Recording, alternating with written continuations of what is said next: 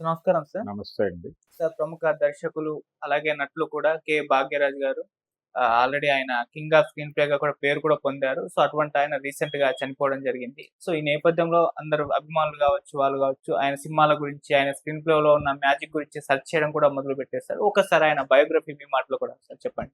జలుబు తలనొప్పి ఒళ్ళు నొప్పుల నుంచి ఉపశమనం శాస్త్రీ బామ్. జలుబు తలనొప్పి ఒళ్ళు నొప్పుల నుండి ఉపశమనం శాస్త్రీ బామ్ ఇప్పుడు ₹5 ప్యాక్ లో కూడా. బయోగ్రఫీ అనే దానికంటే కూడా భాగ్యరాజ తెలుగు ప్రేక్షకుల మీద ఆయన తమిళ రచయితగా నవలలు రాశాడు. ఆయన తర్వాత సినిమా పరిశ్రమలోకి ప్రవేశించాడు. ప్రవేశించిన తర్వాత ఆయన భారతీరాజా గారి దగ్గర ఆయన మొదటి సినిమా దగ్గర నుంచి పనిచేశాడు. 16 5 నెలల దగ్గర నుంచి.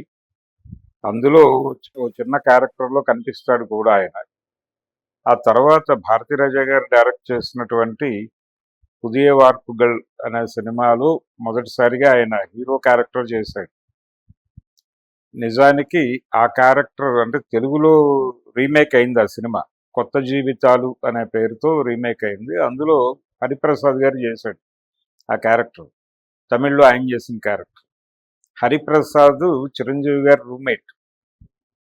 అలాగే చిరంజీవి గారి ఇంకో రూమ్మేట్ సుధాకర్.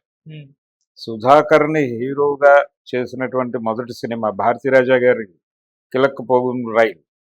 అది తెలుగులో తూర్పు వెళ్లే రైలుగా వచ్చింది. ఇక్కడ మోహన్ చేశాడు ఆ క్యారెక్టర్. అయితే ఆ సినిమాలో సుధాకర్ హీరోగా చేశాడు. ఆ సినిమాకి ఈయన డైలాగులు రాశాడు భాగ్యరాజ.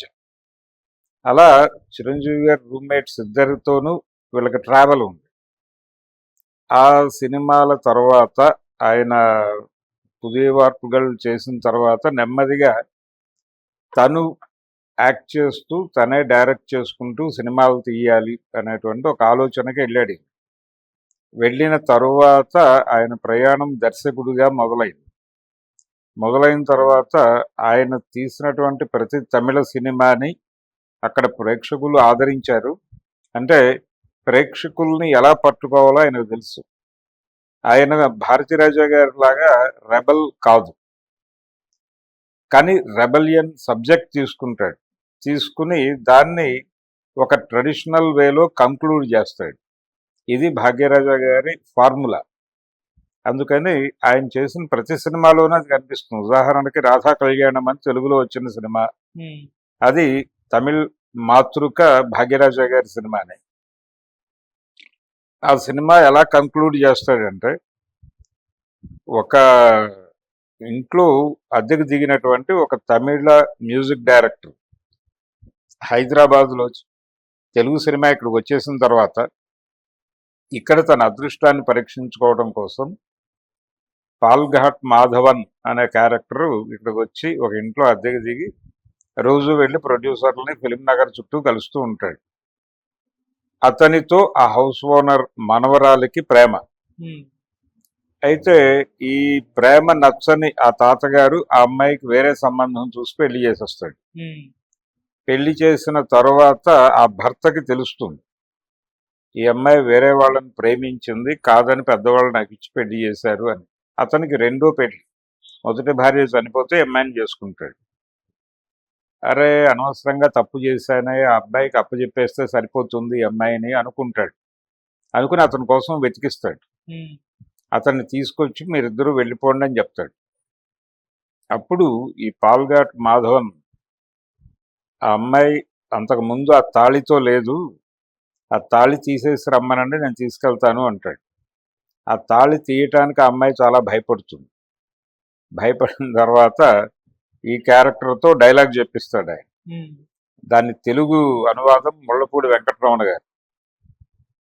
పెళ్లి కాని ఆడపిల్ల మనసు అద్దం లాంటిది, అందులో ఎవరైనా ముఖాన్ని చూసుకుంటారు, కానీ పెళ్ళి అయిపోయిన తర్వాత ఆ అమ్మాయి మనసు పటంగా మారుతుంది. ఆ పటంలో భర్త ముఖం మాత్రమే ఉంటుంది, దానిలో ఇంకొకరు ముఖం చూసుకోవడానికి అవకాశమే లేదు అంటాడు. అది కంక్లూజన్.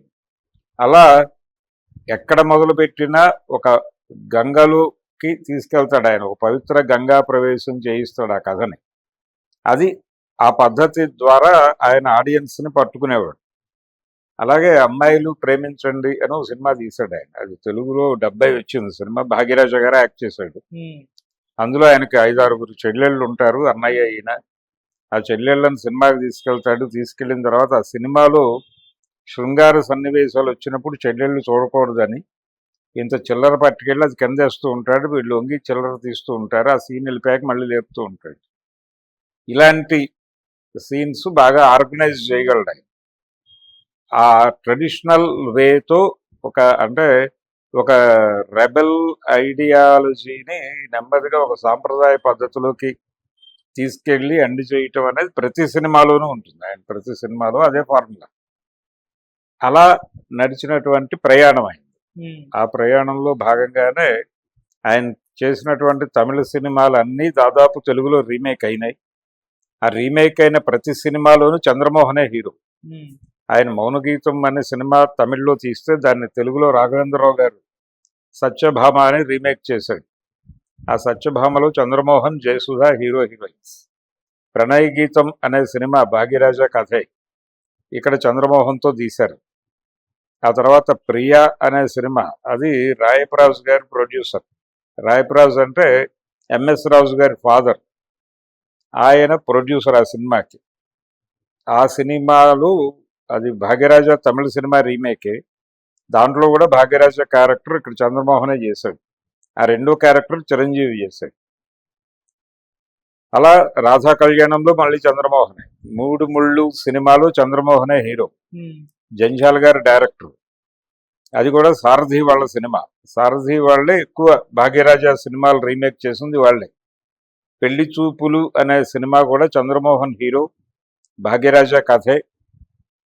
ఒక డార్లింగ్ డార్లింగ్ డార్లింగ్ అనే సినిమా మాత్రం డబ్ అయింది తెలుగులో 81లో. డబ్ అయిన తర్వాత ఆ సినిమాతో ఈయన కనెక్ట్ అయ్యాడు జనాలకు మొదటిసారి. ఎస్పి బాలసుబ్రహ్మణ్యం గారు డబ్బింగ్ చెప్పాడు ఆయన. బాలసుబ్రహ్మణ్యం గారు జనరల్గా ఆయన కమల్ హాసన్కి చెప్పడం ద్వారా పాపులర్. కానీ భాగ్యరాజ డబ్బింగ్ భాగ్యరాజ స్టైల్లోకి వెళ్ళి చెప్పాడు ఆయన. చెప్పడంతో భాగ్యరాజానే మాట్లాడుతున్నాడేమో అనే అనుభూతి కలిగించేలాగా నడిచింది ఆ సినిమా. అందులో ఒక మామూలు కార్ డ్రైవరు, అతను పిల్లలకి కరాటే నేర్పుకుని అలా ఏదో రకరకాల పనులు చేసుకుంటూ బతుకుతూ ఉంటాడు. ఓ పెద్ద ఎస్టేట్ ఓనర్ కూతురు ఆ అమ్మాయితో ప్రేమలో, అమ్మాయి ప్రేమిస్తుంది, వీడిని లాగుతుంది. లాగిన తర్వాత ఆ అమ్మాయికి ఒక మ్యాచ్ ఫిక్స్ అయి ఉంటుంది. అతను వస్తాడు. ఆయన చాలా డబ్బులు ఉన్నటువంటి వ్యక్తి. సుమన్ చేశాడు ఆ క్యారెక్టర్. అతను వస్తాడు. ఇతనితో మనం ఎక్కడ పోటీ పడతాం అనుకుంటాడు. ఈ అమ్మాయి కూడా అటు మొగ్గుతున్నట్టు అనిపిస్తుంది. ఫైనల్గా ఒక షాట్ తీస్తాడు. అదేంటంటే ఈ అమ్మాయి తనని కాదనుకుంటోందేమో అని డౌట్ పడి ఆ బాధలో ఒక కొండ ఎక్కేస్తూ ఉంటాడు. థియేటర్లో కూర్చున్న ఆడియన్స్కి, లోపల సినిమాలో ఉన్న క్యారెక్టర్లకి కూడా ఇతను సూసైడ్ చేసుకోవడానికి వెళ్తున్నాడు అనే టైప్లో నడుస్తుంది అది. అలా కొండెక్కగానే అక్కడ ఒక రోడ్డు ఉంటుంది, పెద్ద రోడ్డు, హెవీ ట్రాఫిక్ వెళ్తుంటుంది. అక్కడ నీట్గా రోడ్డు క్రాస్ చేసి అలా వెళ్ళిపోతాడు ఆయన. అలాంటి షార్ట్స్ తీయటంలో ఆయన సిద్ధహస్తుడు. అది భాగ్యరాజ మార్క్ షార్ట్స్ అన్నమాట. అలా ప్రతిదీ చాలా డౌన్ టు ఎర్త్ ఉంటాయి షార్ట్స్ అన్ని. ఒక క్యూరియాసిటీ జనరేట్ చేసే పద్ధతిలో ఆ డ్రైవ్ ఉంటుంది. ప్రతి సీన్ని అలాగే తీస్తాడు ఆయన. ప్రతి సీను ప్రేక్షకుడు ఇంట్రెస్టింగ్గా ఫీల్ అవ్వాలి, ప్రేక్షకుడు ఇన్వాల్వ్ అవ్వాలి, తన కథతో ట్రావెల్ అవ్వాలి. అందుకని ఆయన సీన్స్ మీద ఎక్కువ కేంద్రీకరణ ఉంటుంది. ఆ సీన్ ఓపెనింగ్ ఎండింగ్ చాలా డ్రామటైజ్ చేసి నడుపుతాడు ఆయన. అది టెక్నిక్. అందుకని మాస్టర్ ఆఫ్ స్క్రీన్ ప్లే అంటారు. తెర మీద కథని చెప్పడంలో ఆయనది ఒక స్టైలు. ఆయన చాలా మందికి సహాయం కూడా చేశాడు. ఎవరైనా వచ్చి తన దగ్గర ఈ సమస్యతో ఇది ఇలా ఉంది అంటే ఆయన వాళ్ళకి ఒక అవుట్వే చూపించేవాడు. ఇది మార్గం, ఇలా వెళ్ళిపోండి, ఏం కాదు, అయిపోతుంది అని. అలా ఆయన భారతీరాజా గారి సినిమాలకి కథలు రాశాడు. ఖైదీ వేట అనే పేరుతో కమల్ హాసన్తో వచ్చింది ఆ సినిమా. దానికి కథ ఇచ్చింది భాగ్యరాజ. దాని హిందీ వెర్షన్ ఆయనే చేసుకున్నాడు. ఆఖరి రాస్తా అమితాబ్తో చేశారు. అలా ఆయన మంచి కథకుడు. చాలా అంటే ఒక చిన్న కాన్ఫ్లిక్ట్ తీసుకుంటాడు, ఆ చిన్న కాన్ఫ్లిక్ట్ మీద కథ అల్లుతాడు. ఎక్కడా కూడా భారతీయ సంస్కృతి అని చెప్పుకునే దాన్ని డీవియేట్ కాడు, ఆ పరిధి దాటకుండా సినిమా తీస్తాడు. అందుకని ఎంటర్టైన్మెంట్ ఉంటుంది, ఇంట్రెస్టింగ్గా ఉంటుంది, ప్రతి సీన్లోనూ ప్రేక్షకుడిని కూర్చోబెడతాడు. అందుకని ఆయన సినిమాలన్నీ కూడా చాలా పెద్ద పెద్ద విజయాలు అందుకున్నాయి. ఒక దశలో ఎంజీఆర్కి బాగా దగ్గరయ్యాడు ఈయన, నటుడిగాను దర్శకుడిగాను. ఈయన టాలెంట్, ఈయన సద్దినోత్సవాలకు ఆయన్ని పిలవటం, ఆయన అట్రాక్ట్ అయ్యాడు. ఇతనిలో టాలెంట్ ఉంది, ఇతన్ని కొంచెం ఎంకరేజ్ చేయాలి అనుకునేవాడు. ఈయన మెల్లో కూడా ఎంజీఆర్ లాకెట్ వేసుకుని తిరిగేవాడు. అలా ఆయన అభిమాని కూడా, అభిమాని. అది చివరి వరకు నిలబెట్టుకున్నాడు. ఎంజీఆర్ బతుకున్నంత కాలం రెగ్యులర్గా వెళ్ళి కలిసేవాడు, మాట్లాడేవాడు, ఆయన సలహాలు తీసుకునేవాడు.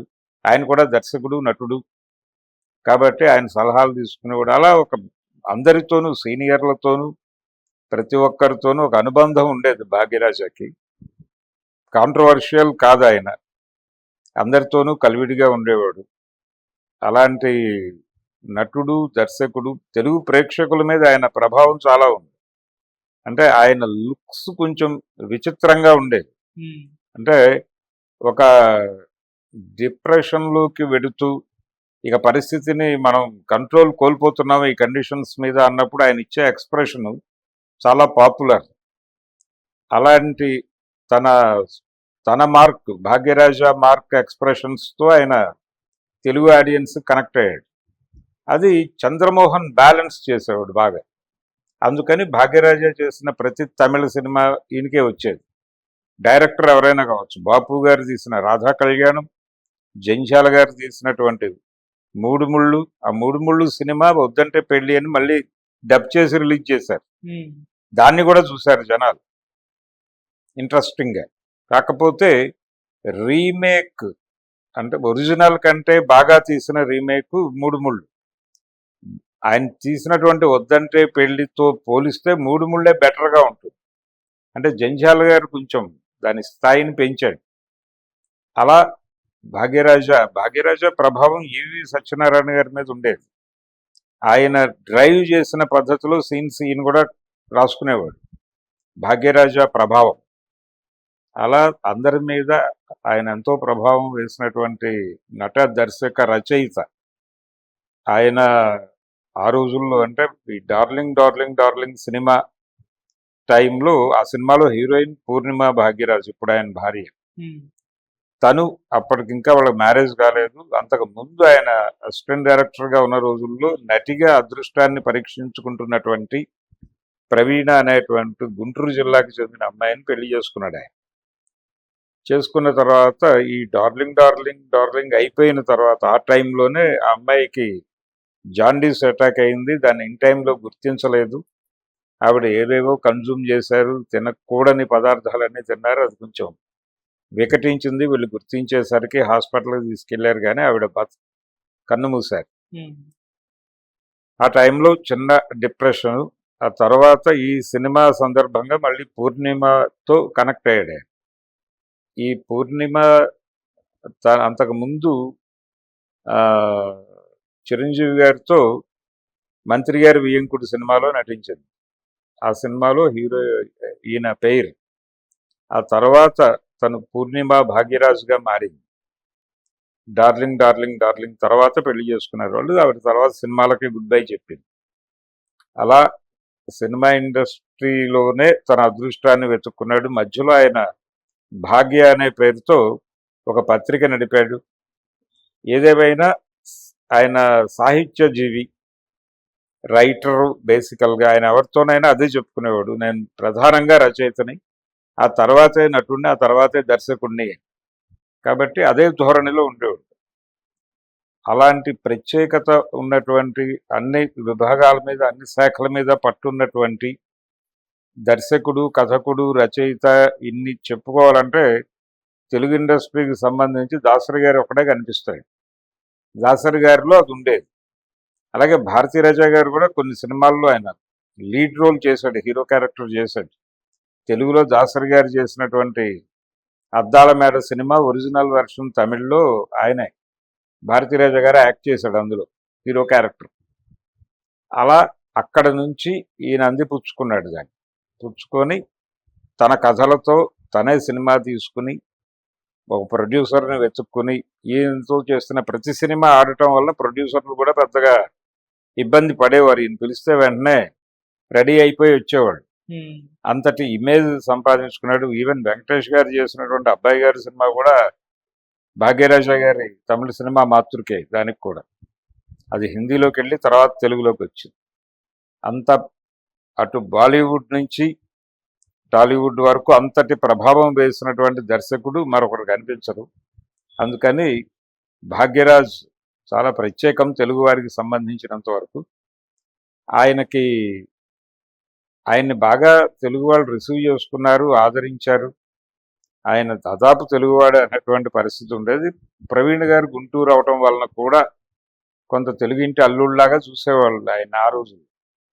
ఇది టోటల్గా భాగ్యరాజా గారి సినిమా ప్రయాణం. Okay sir, thank you so much. Thank you.